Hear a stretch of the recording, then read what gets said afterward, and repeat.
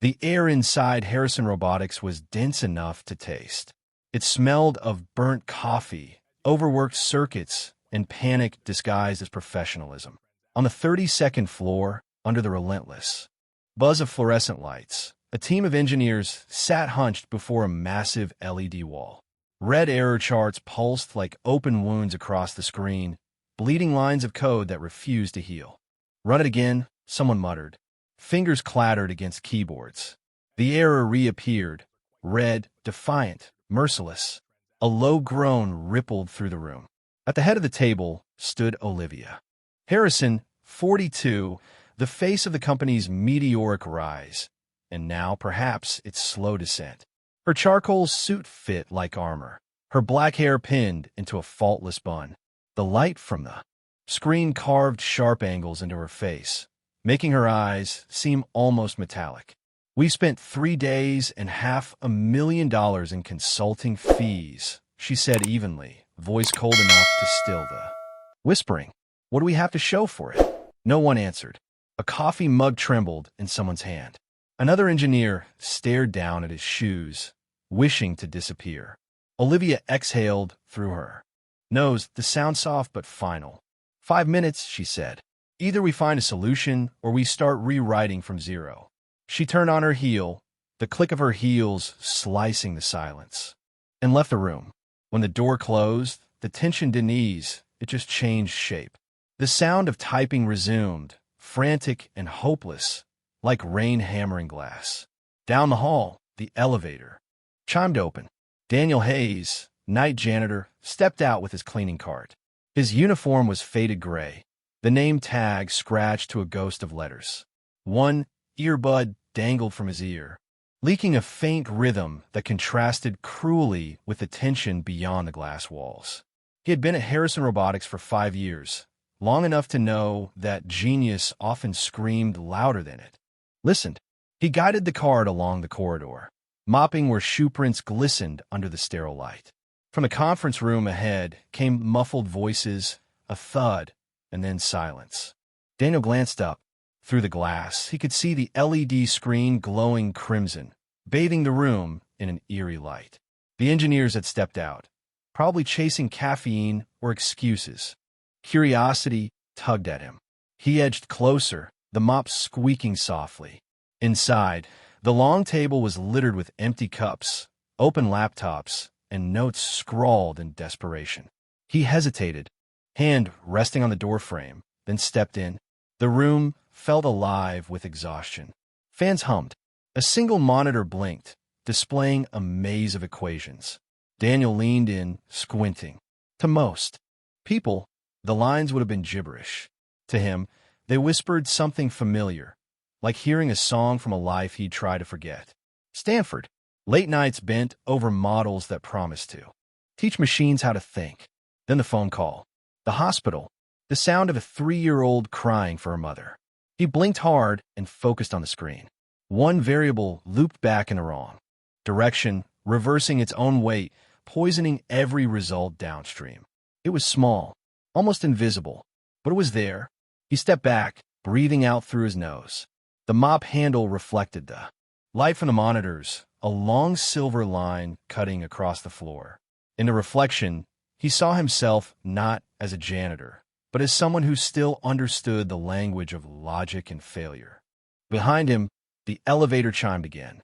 Olivia's heels struck the polished wood, steady and sharp. She paused outside the glass wall, unseen. Inside, Daniel picked up a discarded marker. The cap clicked open with a dry snap. He traced the error on the board, red ink bright against the white surface. It wasn't textbook logic. It was instinct, the kind that couldn't be unlearned. He drew a quick sigmoid curve, circled 2 swapped variables, and underlined the mis-weighted node. Then he stepped back, arms crossed, head tilted. From the hallway, Olivia watched. Her eyes narrowed, curiosity displacing irritation. The janitor's stance wasn't that of a man cleaning up someone else's mess. It was of someone rebuilding meaning from chaos. Daniel didn't see her. He studied the board one last time, then whispered to himself, "They've been looking at this backwards." The mop leaned silently in the corner, catching the red reflection from the screen, a single streak of color in the cold, sterile light. While outside the glass, Olivia Harrison's expression shifted just slightly from certainty to wonder. The building had emptied hours ago. Outside, the base slept beneath a silver haze, and inside Harrison Robotics, only the hum of machines and the faint ticking of the wall clock remained awake. The conference room looked like a battlefield after retreat. Paper cups, tangled charging cords, and half-eaten energy bars scattered across the table. The LED screen, once raging red, now idled in a dim blue glow. Daniel Hayes stood at the far end, mop propped in a corner like a silent witness. He held a red marker in one hand, his other hand resting against the cold glass board where the equations sprawled like wounded soldiers. He studied the lines, his brow furrowing. The air conditioning hummed overhead, brushing through his hair. His reflection shimmered faintly on the polished floor, one man framed by artificial light. In 1,000 unspoken hours of what could have been, he lifted the marker. Click! The cap popped off, the sound impossibly loud in the still room. Slowly, methodically, he began to retrace the system's logic. His handwriting was smaller, tighter, more deliberate than the frantic scrawls that had come before. Every symbol he adjusted seemed to breathe differently under his hand. He paused, tapping the cap against his palm. "You don't need more data," he murmured to the empty room. "You just need balance." He drew a tiny curve, an elegant sigmoid that corrected the runaway loop, and circled it. The red lines stood out sharply under the white light, like veins returning life to a cold body. He wiped his hands on his uniform pants and turned to the monitor. The code still blinked, with warnings, waiting for savior. He rolled his chair forward and began typing, the old rhythm returning, fast, decisive, almost musical. The soft clicks of the keyboard filled the air. He hit enter, the fan word. Lines of data streamed like falling rain. Then green. The word stabilizing flashed on the screen, followed by the sweet silence of no new errors. Daniel exhaled, a quiet laugh caught in his throat. "Well, I'll be damned." He leaned back, rubbing his neck. The sound of his heartbeat echoed faintly in his ears, matching the rhythm of the cooling processors. For the first time in 3 days, the system was breathing right. Behind him, a voice broke the silence. "You're not supposed to be in here." Daniel spun around. Olivia Harrison stood in the doorway, arms crossed, her expression unreadable. The light from the hall framed her in pale blue, her silhouette cutting against the glass wall like a reflection of authority itself. "I just noticed something off," Daniel said quickly. He gestured toward the board with the marker still in his hand. Didn't mean to interfere. Olivia stepped closer.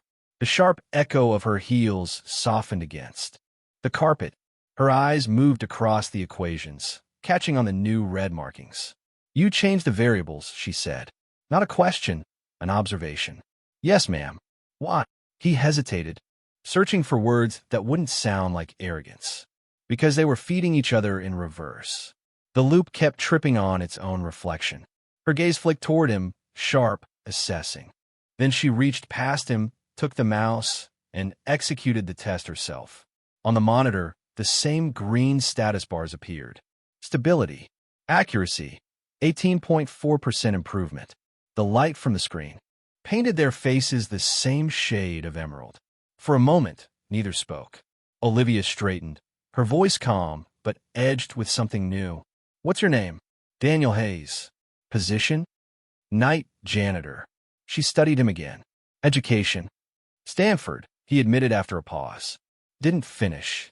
Her lips pressed together, the faintest shift from disbelief to curiosity. "You realize what you just fixed?" Daniel shrugged lightly. Bathtub was clogged. Didn't make sense to pour in more hot water. The corner of her mouth twitched. Almost a smile, but not quite. "You think in metaphors." "Only because math's the same everywhere," he replied softly. "Even in dirty water." Olivia turned back to the screen. The red marker rolled off the table, landing with a quiet tap near the mop handle. She bent slightly, picked it up and set it beside the mop. Two tools, one for mess, one for meaning, standing together under the pale light. Tomorrow, she said, 8 a.m. conference room C. You'll attend as an observer. Daniel blinked. Mom, This isn't a suggestion, Mr. Hayes. Her tone wasn't harsh, only deliberate, the kind that didn't invite negotiation. She started toward the door, then stopped. You should get some sleep. Big day tomorrow. He managed a small nod. Yes, ma'am. When she left, the sound of her heels faded. Down the corridor, leaving behind a hollow quiet. Daniel looked around the room. The glowing monitors, the faint hum of machines, the smell of cooling circuits, and felt a strange weight shift in his chest. He walked to the mop and leaned it upright again, its handle catching the light from the window. The reflection stretched across the floor, long and thin, touching the base of the conference table. It looked, he realized, like a beam of morning sneaking in too early. He smiled faintly, capped the red marker, and whispered to the empty room. Guess that's the first light we've had all week.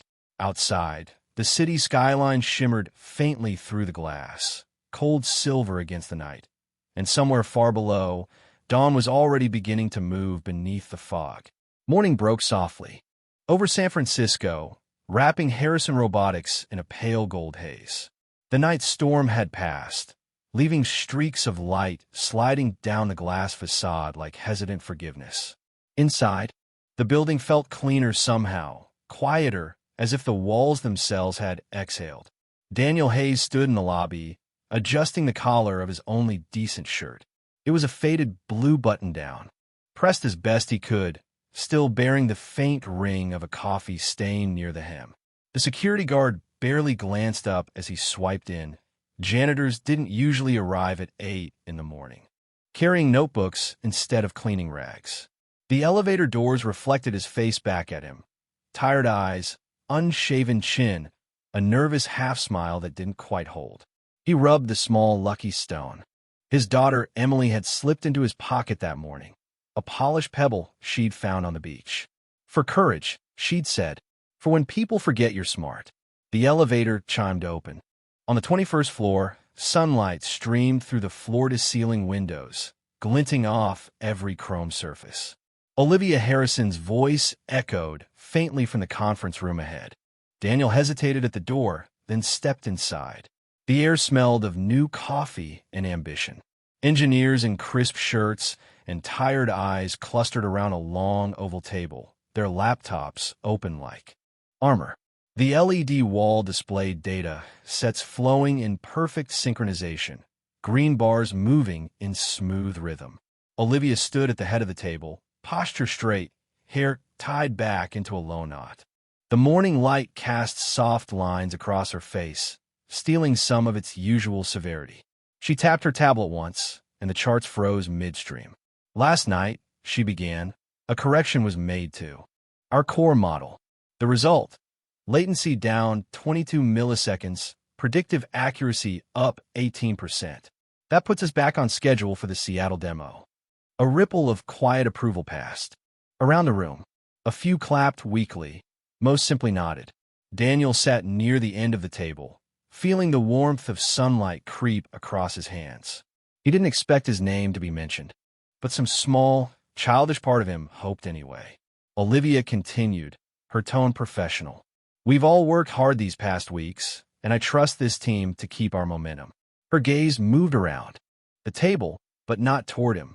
Let's ensure our success is repeatable, not accidental. The meeting rolled forward, all numbers and next steps. Daniel kept his eyes low, tracing a circle on his notepad where he'd drawn a rough version of the corrected equation. A soft ache settled behind his ribs, something between pride and invisibility. Mark Benson, the senior engineer across from him, cleared his throat. If I may, it's reassuring that the model can still surprise us. Proof the architecture has untapped potential. Olivia nodded. Potential only matters if someone notices it in time. Her words hung there for a second, brushing close enough to feel personal before moving on. Daniel's fingers tightened on the notebook. Someone noticed. Outside the windows, a gust of wind pressed faintly against the glass. The sky glowed pale amber, the same color as the morning light that used to pour into his old apartment on Alma Street, back when everything still felt possible. He closed his eyes, and the memory unfolded like film. He was 22 again, in a cluttered Stanford dorm room, a half-finished robotics prototype blinking on the desk. His wife, Leah, leaned against the doorway with a smile that could still quiet any storm. She'd brought him coffee, the smell filling the air. "You'll forget to eat if I don't bring you something," she said. He'd laughed, promising to take her to breakfast after the presentation. But he never got that chance. The next morning, her car spun out on the highway. Rain, black ice, a single phone call that split his life in two. He dropped out 2 weeks later, sold the prototype, took night jobs, and when Emily, their daughter, started school, she'd look up at him with her mother's same eyes and say, "Daddy, when the sun hits the window, it looks like the world is starting over." That was what this moment reminded him of now. The same fragile light, the same trembling promise of a restart. "Mr. Hayes." Daniel blinked. Olivia was looking at him from across the room. Her tone was neutral, but her gaze lingered just a fraction too long. "Any observations?" He cleared his throat. "Only that the code's stable. I'd recommend documenting the adjustment so it doesn't get overwritten in later builds." A few heads turned, surprised that the janitor was speaking at all. Mark Benson smirked faintly, but Olivia didn't interrupt. "Good suggestion," she said after a moment. "We'll include that in the review protocol." Her acknowledgement wasn't warmth, it was precision. But still, Daniel felt something steady under it. Recognition, maybe. Respect, if you squinted. The meeting wound down. People shuffled out, their voices returning to casual tones, as though the crisis had been nothing but bad weather. Daniel stayed behind for a moment, packing up his things. The morning light had climbed higher, painting the table's surface gold. Olivia stood by the window, watching the city's skyline blur beneath the sunlight. She didn't turn when she spoke. "You did well this morning." Daniel looked up. "Thank you, ma'am." Her reflection flickered in the glass, poised, unreadable. There's a difference between fixing a system and understanding why it broke. "I suspect you know both." He didn't answer. The compliment was subtle, almost invisible, but it landed all the same. When he left the room, the sun had fully crossed the glass wall, scattering reflections across the polished table. One of them caught Olivia's attention, a narrow streak of light running directly through Daniel's empty chair. She stared at it for a long moment, her own reflection merging with the glow until it became impossible to tell where the light ended and she began. The sun outside was mercilessly bright, but inside the 21st floor boardroom, the light felt sterile, white and hard, the kind that showed every flaw. The hum of the air conditioning filled the silence, broken only by the occasional clink of a pen or the faint squeak of leather as someone shifted in their chair. Daniel sat at one end of the long glass table, notebook open, hands folded tightly. He could see his own reflection staring back at him from the surface, an inverted image, quieter, smaller. Across from him, Mark Benson leaned back in his seat, arms crossed, eyes sharp. Between them, Olivia Harrison stood near the window, the skyline of San Francisco blurring behind her like a watercolor in motion. The meeting had already run 30 minutes past its scheduled time, and no one had raised their voice yet. But the tension had a pulse. Mark was the one to break the silence first. "I just want to make sure I understand what's happening here," said, his tone polite but cutting. "We're adjusting the predictive model based on the, what should I call it, the Hayes curve." Olivia didn't flinch. "You may call it whatever you like. It works." Mark's smile was quick and brittle. "Sure, it works now, but scaling it is another story. Neural instability under load is still a risk, and with all due respect, we're basing that risk on a he." Hesitated, eyes flicking toward Daniel. Janitor's intuition. Daniel's fingers tightened on his notebook. He had expected skepticism. He hadn't expected the word janitor to land like a slap. "I wasn't trying to override anyone," he said quietly. The loop logic was inverted. "I just flipped it back." Mark tilted his head, the gesture mockingly thoughtful. And you figure that out after? What, 5 years of sweeping floors? The words landed sharp and efficient. Olivia shifted slightly, but didn't intervene. Her expression remained unreadable. Daniel exhaled slowly through his nose. 5 years of cleaning rooms where smarter men were too tired to see straight, he said. His tone stayed calm, but something inside him cracked, a small sound only he could hear.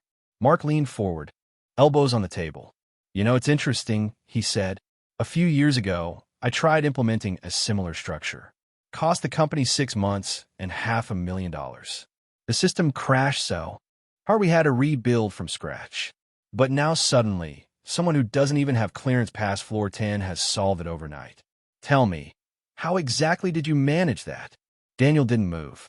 I looked it backwards, he said simply. Mark's jaw tightened.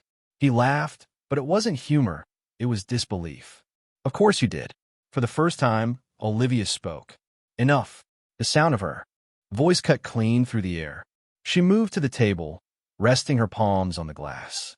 The light from the window framed her like a statue caught between day and shadow. We're not here to measure whose ego fits the algorithm, she said. The data is stable. That's what matters. Mark didn't back down. Data is stable for now. But if this implementation fails under client stress testing, it won't be my name in the report. It'll be yours. Olivia met his eyes. Then you'd better hope it doesn't fail. The silence that followed was heavy, humming with unsaid things. The air felt thinner. Somehow, Daniel sat quietly, staring down at his reflection again. The glass table caught the glare of the overhead lights, washing his face in pale white. For a moment, he could almost see another version of himself, 20 years younger, full of certainty, before life had rubbed him down to the bone. He reached for his pen, then stopped. You don't have to believe me, he said finally, voice low, but you could believe the math. Mark scoffed, leaning back. The math doesn't explain how you even knew where to look. Daniel hesitated, eyes still on the table. Because I've made the same mistake before, he said softly, just not with code. That caught Olivia's attention.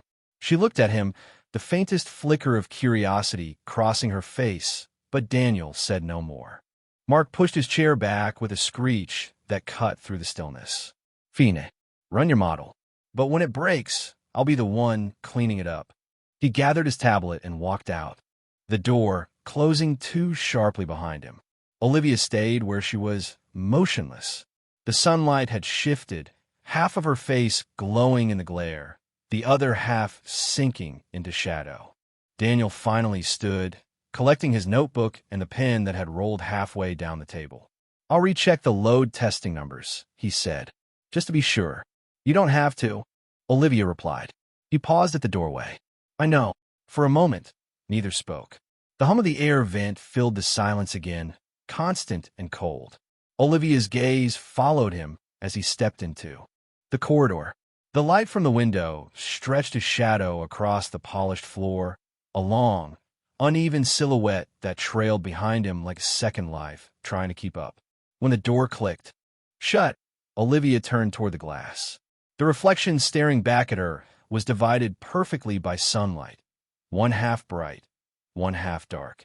She stood there, watching both halves flicker in the glare, as if unsure which one belonged to her. The fog had already begun to roll in from the bay by the time Daniel reached North Beach. Street lights swam in gold halos, their reflections trembling on the pavement. The city, which only hours ago buzzed with traffic and deadlines, now moved in whispers. He spotted the restaurant easily. It was the only one on the block that looked as though it hadn't changed in 30 years. A bell chimed softly when he stepped inside, the sound swallowed by the mellow trumpet of Chet Baker drifting from an old radio behind the counter. Warm light pooled over worn wooden tables, painting everything in shades of honey and amber. The air smelled faintly of roasted garlic, red wine, and something older, a trace of stale coffee that clung to the walls. Like memory, Olivia Harrison was already there, seated by the window, the fog outside pressed against the glass, soft and white, making her reflection seem almost translucent. Her hair was down once, falling over her shoulders in loose waves. The severe edges of her suit had been replaced by a pale gray sweater. Daniel hesitated before approaching, unsure if this was an invitation or an evaluation. She looked up. "You found it. Couldn't miss it," he said, sliding into the seat across from her. "The only place in the city that smells like the past." A faint smile touched her lips. "That's why I like it." The waiter brought 2 glasses of wine, deep red and slow, to catch the light. For a few minutes, neither of them spoke. The room hummed with quiet life, the murmur of other diners, the faint clink of silverware, the trumpet stretching each note as if it didn't want to end. Olivia broke the silence first. "Do you ever wonder how people end up where they do?" Daniel tilted his glass, watching the reflection of the light ripple across the surface. "Every day, though I try not to think too hard about it. Some answers don't come with explanations." She nodded slightly, eyes still on the window. "When I was a kid, my mother used to tell me emotion is a luxury. She said people like us, people who wanted to be in charge, didn't have the right to feel things deeply. So I learned to file it away." Daniel smiled faintly. "And how's that working out?" Olivia's laugh was quiet, brittle at the edges. "I built a company, lost a marriage, and haven't had a real conversation in 3 years, give or take." He leaned back, letting the jazz fill the pause. "Maybe that's what you wanted at the time. Control. Control," she repeated, rolling the words slowly. "You make it sound like a curse. Sometimes it is." The waiter set down a small plate of bread between them. Olivia tore a piece and passed it across the table. Their fingers brushed lightly, enough to notice, not enough to linger. "What about you?" she asked. "Why is a Stanford AI student mopping corporate floors?" Daniel looked down at the bread in his hand, then at the candle flickering in its holder. The flame bent, reflected twice in the glass. "Life happened faster than my plans," he said. "My wife died in a car crash. I left school. My daughter was 3. I needed work that let me be home at night." Olivia's voice softened. "I am sorry." He shook his head. "Don't be. Emily's the reason I still get up every day. She has this thing she does when she wakes up, sits by the window, and waits for the light to hit her face. Says it's the world's way of telling her it's starting over." Something flickered behind Olivia's expression, an emotion too private to name. "She sounds kind." "She's 6, he said with a small chuckle. Kindness still comes naturally at that age. They ate quietly for a while. The warmth of the food, the low hum of conversation, and the fog pressing gently against the glass all wrapped the moment in a fragile calm. "You know," Olivia said after a long silence, "when I saw you that night in the conference room, I thought you were out of line. Touching the code, stepping into something you weren't invited to. But the truth is," she paused, searching for the words, "you reminded me of someone I used to be, someone who still believed problems could be solved with logic instead of fear." Daniel met her eyes. "Maybe it's not too late to be that person again." Her lips curved faintly. "You really think people change?" "I think they remember who they were before the noise drowned it out." Olivia looked down at her glass. The candlelight danced across the red surface, splitting into tiny shards of reflection on the rim. "You talk like someone who still has faith in people." "Not always," Daniel said. "Just in what they can build if they stop pretending not to care." Outside, the fog thickened, cloaking the street in white. The windows steamed at the corners.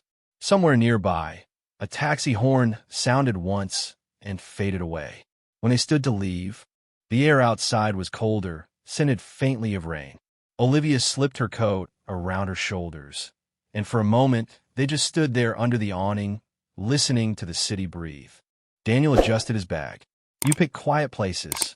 They make it easier to hear the truth," she said. He smiled. And what truth was tonight? That sometimes the janitor understands systems better than the people who build them. Her tone was wry, but there was warmth beneath it. They started walking toward opposite directions, then slowed almost in unison. Olivia turned slightly, looking back over her shoulder. "Tomorrow, there's a client demonstration. It could make or break the company. Be there. Daniel nodded. Wouldn't miss it. The street glistened beneath the mist. The yellow glow of the lamps stretching their shadows long and side by side. Two silhouettes moving through the same fog, neither leading, neither following, just walking quietly toward whatever light might still be waiting at the end of the street. The conference hall gleamed like a surgical theater, bright, white, and coldly perfect. Rows of monitors reflected the light in sterile fragments, and every cable on the floor lay coiled with mathematical precision. The hum of servers under the raised platform sounded like the pulse of something enormous and alive. At the front of the room, Olivia Harrison stood behind the podium, her voice even and composed. Today, Harrison Robotics is proud to demonstrate a new frontier in adaptive neural learning, she said, her words clipped but confident. What you're about to see isn't just performance, it's evolution. The audience, clients from Seattle, investors from Palo Alto, a few journalists, sat in polite expectation. Their pens were ready. Their smiles were thin. Behind the glass partition, Daniel Hayes adjusted the headset over his ears. His fingers hovered above the control keyboard, the faint tremor in his hands disguised his motion. His shirt sleeves were rolled up, a faint line of sweat darkening the fabric. "Ready, Hayes?" came the technician's whisper over the intercom. Daniel nodded once. "Ready." The countdown flashed on the main screen. 3, 2, 1. The system roared to life. Data poured across the monitors in graceful streams of green and white. The predictive model ran through simulations in real time, adjusting and learning, each cycle faster than the last. On the main LED wall, curves rose and stabilized. For a few perfect minutes, everything worked. Then, without warning, a flicker. A thin yellow warning bar blinked across the display. Daniel's stomach dropped. Buffer lag detected. 30 milliseconds, the technician said sharply. "It'll stabilize," Daniel muttered. But it didn't. The lag climbed 40, 50, 60. The smooth rhythm of the simulation began to stutter. Olivia, mid-sentence, paused as the LED behind her shifted from white to amber. The room grew colder. A low murmur rippled through the audience. Mark Benson, seated near the front, leaned forward. His voice was pitched just loud enough. "I warned you. It's not stable under load." Olivia's hand tightened subtly around the edge of the podium. She didn't look at him. Her gaze found Daniel instead, through glass, through noise, through pressure. "Hayes!" Her voice came through. The intercom calm but edged. "What's happening?" He swallowed hard. "Memory overflow. I can patch it manually, but we'll need to stop the run." "Stopping isn't an option," Olivia said. "Fix it." Her words weren't an order. They were an anchor. Daniel stared at the code streaming across the monitor.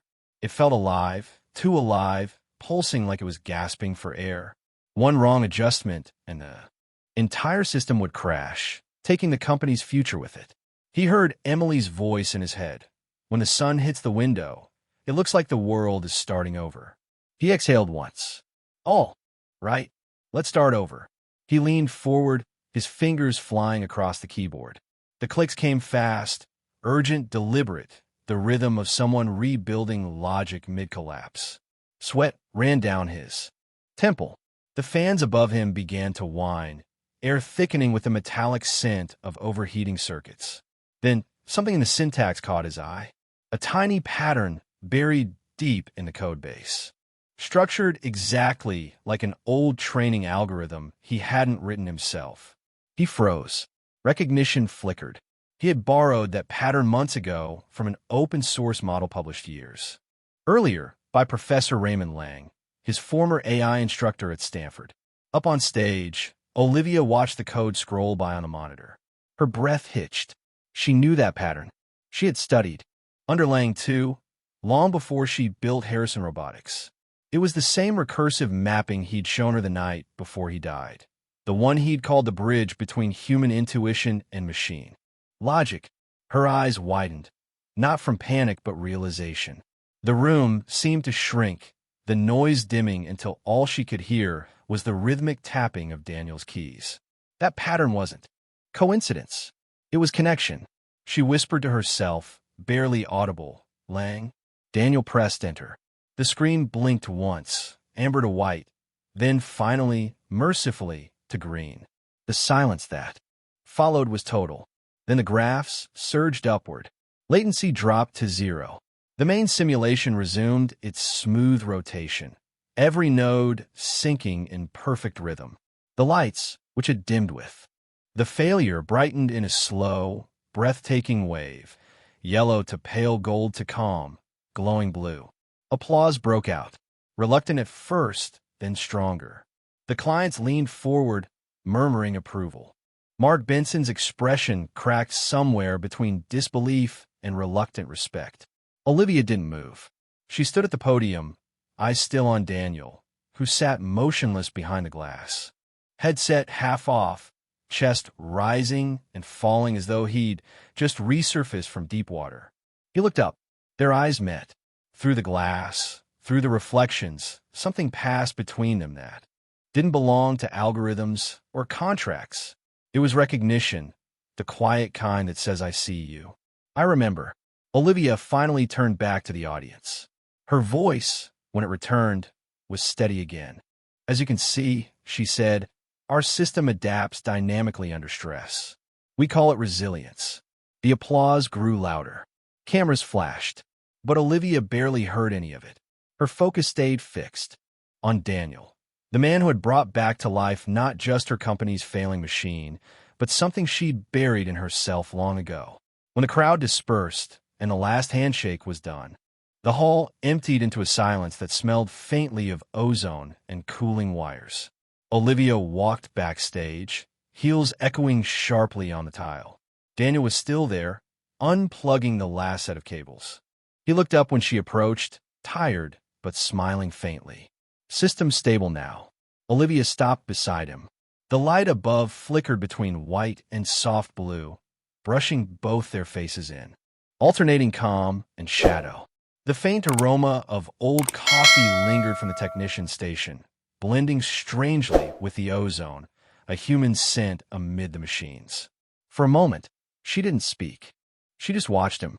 Then, quietly, she said, "That recursive map you used, it was Raymond Lang's, wasn't it?" Daniel nodded. "Yeah, he taught me to trust the math, even when I didn't trust myself." Olivia's voice softened, distant. "He taught me that too." They stood there, facing each other, connected by a ghost neither had expected to find again. The machines behind them hummed steadily, alive, breathing. Finally, Olivia stepped closer, her tone breaking the fragile quiet. "You fixed more than the system today." Daniel looked at her, and in her eyes, bright blue under the shifting light, he saw something new. Not the CEO, not the skeptic, just a woman rediscovering faith in the people who built things with their hands and their hearts. The light turned green and stayed there, humming softly like a promise that had finally been kept. The city glowed like an ember beneath a veil of fog. From the rooftop of Harrison Robotics, the Bay Bridge stretched into the mist, its cables lit in threads of gold that shimmered across the water. Below, the hum of the city was faint but constant, a soft, steady heartbeat, the same rhythm that had carried them through sleepless nights and too many second chances. Daniel Hayes stood near the railing, his jacket unbuttoned, the cool air brushing against his face. The mop leaned beside him, the same one he'd used every night. 4 or 5 years, its handle polished smooth by repetition. Behind him, the elevator doors opened with a quiet hiss. Olivia Harrison stepped out, wrapped in a long camel coat. The light from the rooftop lamps turned her hair a shade of burnished copper, catching the fog like smoke. "You don't sleep either," she said. Daniel smiled without turning. "I tried. The machines are quieter than my thoughts." Olivia walked to stand beside him. The wind caught the edge of her coat, lifting it gently. "Beautiful night," she said, her voice low, almost thoughtful. "You can see just enough to believe the rest is still out there." Daniel looked over at her, then back to the skyline. "Kind of like code," he murmured. "You can't see every line, but you trust it'll connect somewhere." For a while, neither of them spoke. The hum of the building's generators filled the silence, soft, steady, peaceful. Down below, the company that had nearly collapsed 3 days ago now buzzed with quiet triumph. The system was holding. The data had stabilized. The impossible had become routine. Finally, Olivia turned to him. The board met this afternoon, she said. They've approved a new development team, smaller, more agile, less bureaucracy. Daniel's eyes flicked toward her, cautious. You're on it, she continued. Officially, full benefits, project authority. Your title will be Senior Systems Analyst. He blinked, the words taking a moment to land. I don't even own a suit, he said finally. Good, she replied. We've got enough suits already. He laughed softly. The sound mixed with the wind and faded into the night. You're serious? As serious as I get. Her tone was dry, but her eyes weren't cold. You earned it, Daniel. You didn't just fix a system. You reminded this place what people can still do when they care. Daniel leaned against the railing, shaking his head with a slow smile. 5 years ago, if someone told me, I'd be standing up. You're talking to the CEO? I'd have said they needed a reboot. Olivia smiled back. 5 years ago, I would have agreed. A silence followed. Not awkward, but full. Somewhere below, a faint whir of automated floor polishers echoed faintly through the vents. The sound was rhythmic, familiar. Daniel recognized it instantly. The same tone, the same soft hum that always played when he cleaned the lower floors after midnight. It carried through the metal and glass like a lullaby to the tired and unseen. Machine's still running, he said quietly. Good sign. They're steady now, Olivia said. Balanced. Her eyes drifted toward the distant bay. The lights from the bridge shimmered in her pupils, small and trembling. She said, Lang once told me the hardest thing about leadership wasn't building something new. It was remembering why you started. Daniel nodded slowly. He told me that too. I just forgot until recently. The wind picked up, sweeping through the rooftop garden, carrying the faint scent of rain. A few drops began to fall, soft, almost invisible. One landed on Daniel's cheek. He wiped it away, not sure if it was rain or something else. He reached for the mop beside him, running his hand along the wooden handle. Guess it's done its part too, he said with a half smile. Olivia glanced at it, then at him. You could retire it. Keep it as a reminder. Daniel shook his head. No, it's better this way. He stepped forward, crouched slightly, and began to wipe a thin line of water from the concrete floor. The motion was slow, deliberate, almost ceremonial. The lamp above them flickered once, then steadied, bathing the rooftop in a soft golden hue. He looked up at her, eyes calm, voice low. Sometimes the mop in overlooked. Hands, lights the whole room. Olivia didn't reply at first. She just watched him, the light reflecting in her eyes.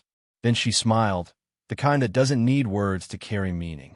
Below, the hum of the building deepened into a smooth, steady rhythm. The same tone that had filled the hallways on the first night he'd found the error. The same whisper of motion, now peaceful instead of panicked. Daniel stood beside her again. Together, they looked out at the city, its lights shimmering beneath the fog like scattered stars trying to find their place. Tomorrow, Olivia said softly, we start fresh. Daniel nodded. Tomorrow, he echoed. The wind swept past them, gentle and cool. The faint echo of machinery hummed through the walls, a sound neither harsh nor mechanical anymore, but alive, human. And as the fog thickened and the golden lights shimmered through it, the rooftop fell quiet, holding only the hum of balance restored, the sound of a world quietly beginning again.